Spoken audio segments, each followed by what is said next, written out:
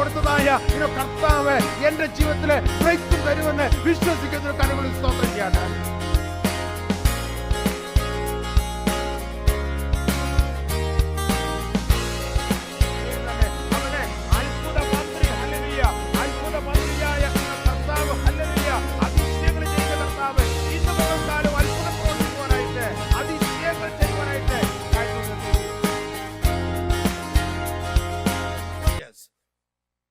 നീ ഇവിടെ എന്തിനു വന്നു? മരുഭൂമിയിൽ ആ കുറെ ആടുകളുള്ളത് നീ ആരുടെ പക്കൽ വിട്ടേച്ചു പോന്നു?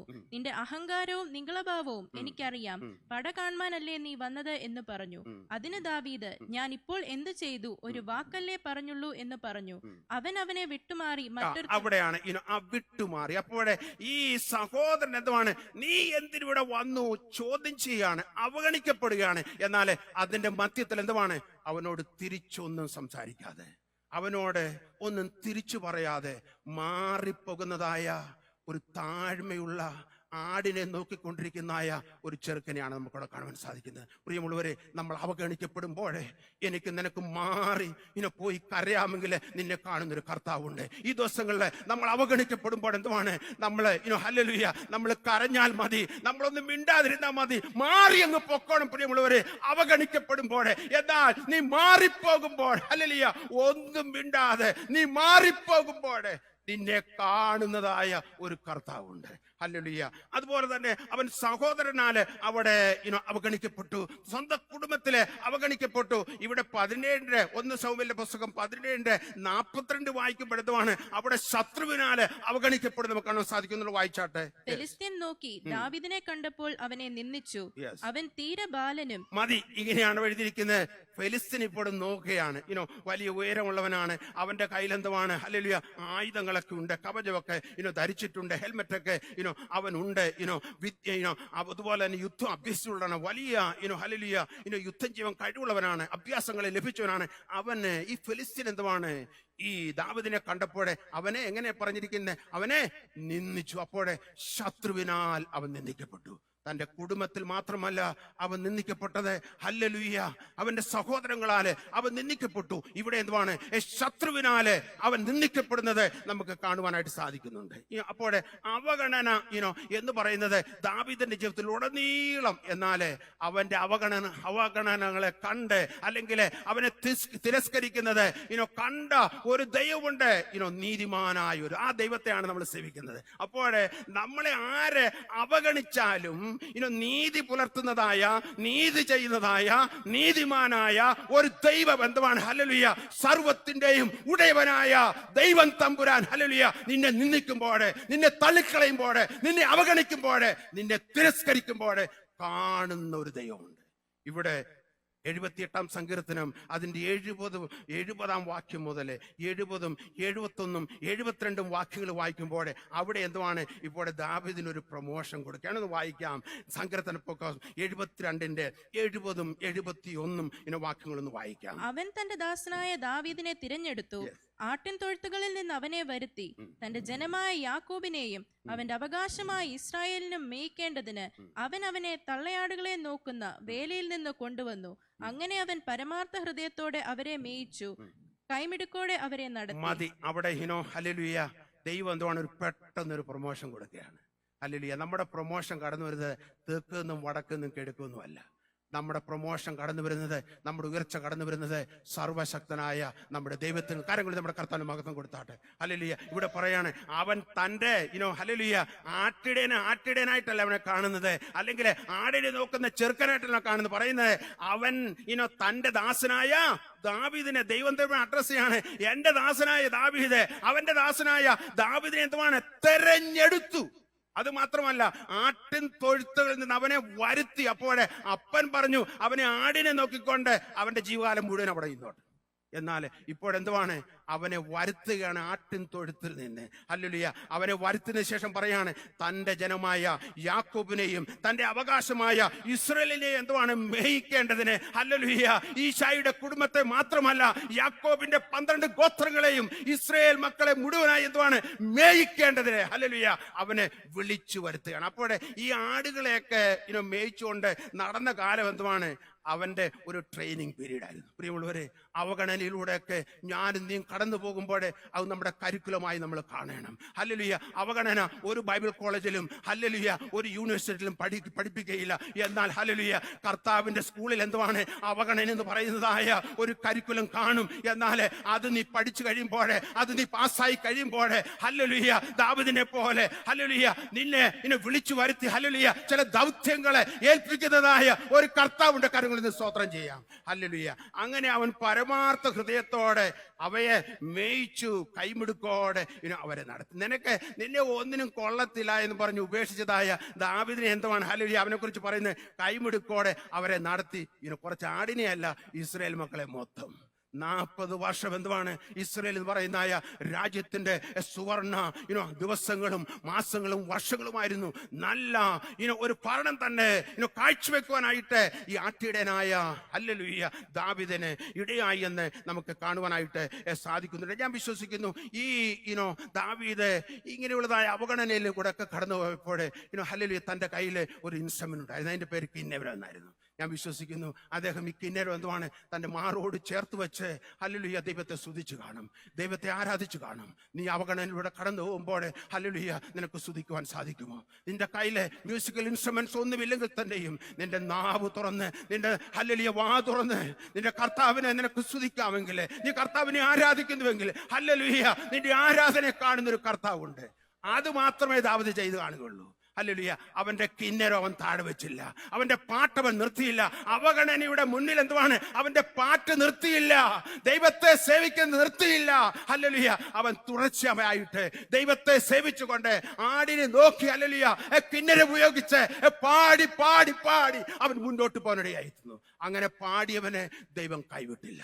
ഹല്ലേലൂയ. ഈ ദിവസങ്ങളിലെ അവഗണനയിലൂടെ ആരെങ്കിലും കടന്നു പോകുന്നുവെങ്കിൽ നിങ്ങളൊന്ന് പാടിയാട്ടെ, കർത്താവിന് വേണ്ടി ഒന്ന് ആരാധിച്ചാട്ടെ. ഹല്ലേലൂയ. കർത്താവെ ആ അവഗണനയെ കർത്താവെ മാറ്റുമെന്നുള്ളതിന് യാതൊരു സംശയവുമില്ല. സാധു എന്നെ കൈവിടുന്നു പറഞ്ഞ് നല്ലൊരു പാട്ടുണ്ട്, നാഥൻ എന്നെ നടത്തിടുന്നു. എത്ര അനുഗ്രഹിക്കപ്പെട്ടതായ പാട്ട്. നമ്മള് സങ്കീർത്തന പുസ്തകം 85 ഇല്ലേ? 89 ആയിരിക്കും. ഞാൻ എന്റെ നിയമത്തെ ലംഘിക്കുകയോ എന്റെ അധരങ്ങളിൽ നിന്ന് പുറപ്പെടുന്നതിന് ഭേദം വരുത്തുകയോ ചെയ്യുകയില്ല. ഞാൻ ഒരിക്കൽ എന്റെ വിശുദ്ധിയെ കൊണ്ട് സത്യം ചെയ്തിരിക്കുന്നു. ദാവീദിനോട് ഞാൻ ഭോഷ്ക് പറയുകയില്ല. ഇവിടെ പറയാണ് ദാവീദിനോട് ഞാൻ കള്ളം പറയില്ലെന്ന്. ആട്ടിടയനായിരുന്ന സാധാരണക്കാരനായ മനുഷ്യനെ കുറിച്ച് കർത്താവ് ദൈവം പറയാണ്, ഞാൻ എന്തുവാണ് ദാവീദിനോട് ഫോഷ്ക്ക് പറയില്ല. അപ്പൻ ഫോഷ്ക്ക് പറഞ്ഞാലും അമ്മ ഫോഷ്ക്ക് പറഞ്ഞാലും ഹല്ലേലൂയ സഹോദരന്മാര് ഫോഷ്ക്ക് പറഞ്ഞാലും ഹല്ലേലൂയ ആര് തള്ളിക്കറഞ്ഞാലും എന്തുവാണ് ഇവിടെ പറയാണ്, ഞാൻ അവനോട് എന്തുവാണ് ഫോഷ്ക്ക് ഹല്ലേലൂയ പറയേയില്ല. എന്നിട്ട് പറയാണ് അവന്റെ സന്തതി എന്തുവാണ് ശാശ്വതമായും, അവന്റെ സിംഹാസനം എന്റെ മുമ്പിൽ എന്തുവാണ് സൂര്യനെ പോലെ ഇരിക്കും. ഒരു സൂര്യൻ ഉദിക്കുമ്പോഴേ വലിയ പ്രകാശമാണ്. അവനൊരു സൂര്യനെ പോലെ ഉദിക്കുമ്പോൾ എന്തുവാണ് അവന്റെ പ്രകാശം തടയുവാനായിട്ട് ഹല്ലേലൂയ ആർക്കും കഴിയുകയില്ല എന്ന് ഇവിടെ സങ്കീർത്തനക്കാരൻ വിളിച്ചു പറയും. എന്നിട്ട് പറയണേ അവൻ ചന്ദ്രനെ പോലെയും ആകാശത്തിലെ എന്തുവാണ് വിശ്വസ്ത സാക്ഷിയെ പോലെ എന്നേക്കും എന്തുവാണ് സ്ഥിരം ആയിരിക്കുമെന്ന് പറയും നമുക്ക് കാണാൻ സാധിക്കുന്നുണ്ട്.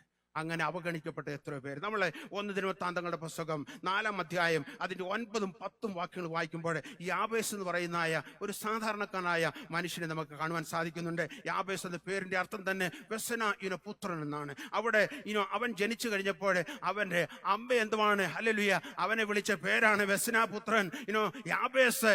എനിക്ക് തോന്നുന്നില്ല നമ്മളാരും നമ്മുടെ കുഞ്ഞുങ്ങൾക്ക് യാബേസ് എന്ന് പേര് ഇടുവാൻ ആഗ്രഹിക്കുകയില്ല. അപ്പോൾ പ്രിയമുള്ളവരെ ഇവിടെ അവഗണിക്കപ്പെട്ടതായ ഒരു യാബേസിനെ നമുക്ക് കാണുവാൻ സാധിക്കുന്നുണ്ട്. എന്നാൽ അവന്റെ അവഗണനയുടെ മധ്യത്തില് ഒരു കൊച്ചു പ്രാർത്ഥന പ്രാർത്ഥിച്ചു.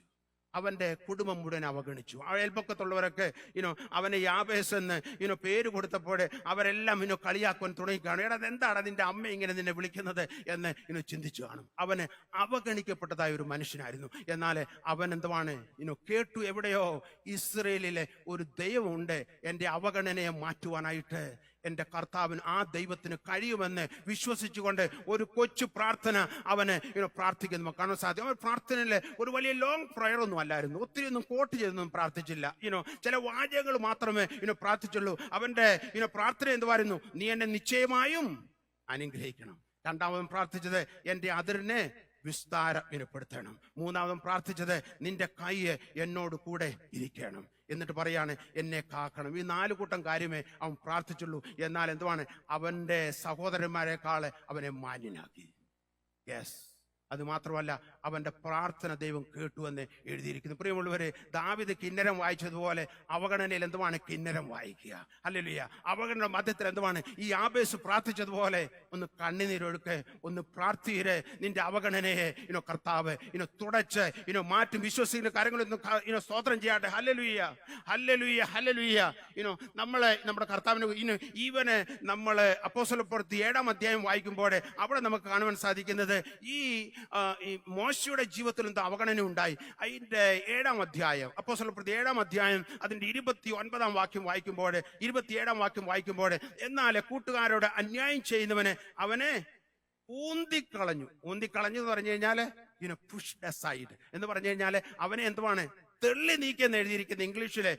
പുഷ് എന്നിട്ട് അവനെ എങ്ങനെ എന്തോ ചെയ്ത് ഊന്തിക്കളഞ്ഞു. നിന്നെ ഞങ്ങൾക്ക് അധികാരിയും ന്യായകർത്താവും ആക്കിയത് ആര്? ഭയങ്കര ചോദ്യമാ. അവിടെ എന്തുവാണ് വാസ്തവത്തില് അവഗണിക്കപ്പെടുന്നതായ ഒരു മോശയാണ് കാണുന്നത്. എന്നിട്ട് പറയാണ് ഇന്നലെ മിസ്രൈമിനെ കൊന്നതുപോലെ എന്നെയും കൊല്ലുവാൻ ഭാവിക്കുന്നുവോ എന്ന് പറഞ്ഞ് ഈ വാക്ക് കേട്ടിട്ട് മോശ എന്തുവാണ് ഈ ദാവീദ് പോലെ എന്താണ് ഓടിപ്പോയെന്ന് എഴുതിയിരിക്കുന്നത്. ഹല്ലേലൂയ. ആ അവഗണനയുടെ മധ്യത്തിൽ എന്തുവാണ് സഹിക്കാൻ വയ്യാതെ ഓടിപ്പോകുന്നതായ മോശയാണ് നമുക്ക് കാണാൻ സാധിക്കുന്നത്. എന്നാൽ അതിന്റെ 35-ാം വാക്യം വായിക്കാം.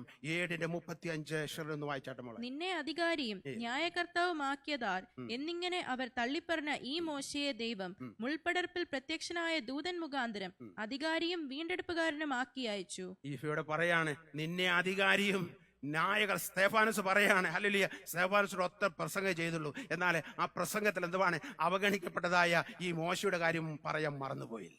കാര്യം മോശയെ പോലെ ചിലപ്പോൾ അവഗണിക്കപ്പെട്ടവർ കാണും.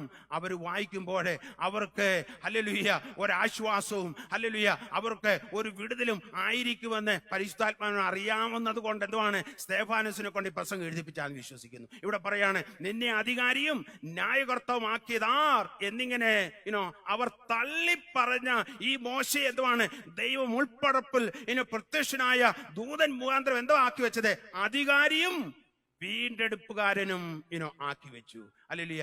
ഏറ്റവും വലിയ ജോഡോ ഹല്ലേലൂയ ഹല്ലേലൂയ യാത്രയ്ക്ക് നേതൃത്വം കൊടുത്ത മനുഷ്യനായിരുന്നു ഈ മോശ എന്ന് ഞാൻ വിശ്വസിക്കുന്നു. നമ്മളെ രാഹുലിന്റെ ജോഡോ യാത്രയൊക്കെ കഴിഞ്ഞ കാലങ്ങളിൽ നമ്മളെ ഒത്തിരി വായിക്കുകയും കേൾക്കുകയും ചെയ്താണ്. എന്നാൽ ഹല്ലേലൂയ ഈ മോശയുടെ ജോഡോ യാത്രയെ കുറിച്ച് നമ്മൾ ചിന്തിക്കേണ്ടതാണ്. 30 ലക്ഷത്തിനെയാണ് നടത്തിയത്. ഹല്ലേലൂയ. 30 ലക്ഷത്തിന് നടത്തി അങ്ങോട്ട് കൊണ്ടുപോയപ്പോൾ എന്തുവാണ് മോശ എന്തുവാണ് ഹല്ലേലൂയ മുന്നിൽ നിന്ന് ഇവരെ നയിച്ച് മുന്നോട്ട് പോയപ്പോൾ എന്തുവാണ് അവിടെ സംഭവിച്ചത്?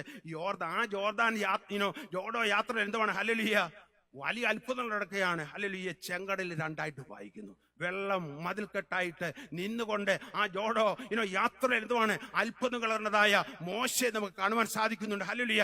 ഇവിടെ അവനെ ഊന്തിക്കളഞ്ഞു, അവനെ പുഷ് ചെയ്ത് അവനെ മാറ്റി നിന്നെ അധികാരിയാക്കി.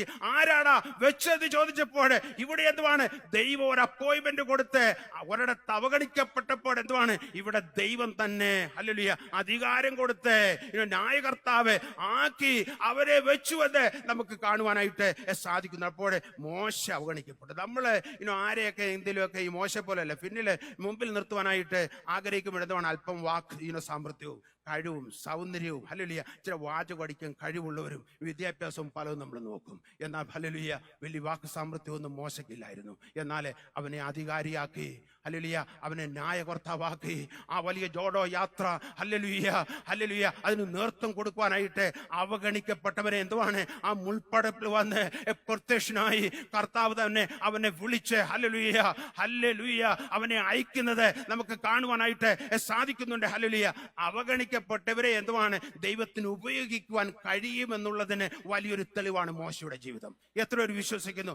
അവഗണിക്കപ്പെട്ടവരെ എന്തുവാണ് ദൈവം തമ്പുരാനെ ഉപയോഗിക്കുവാനായിട്ട് കഴിയും. ഹല്ലേലൂയ.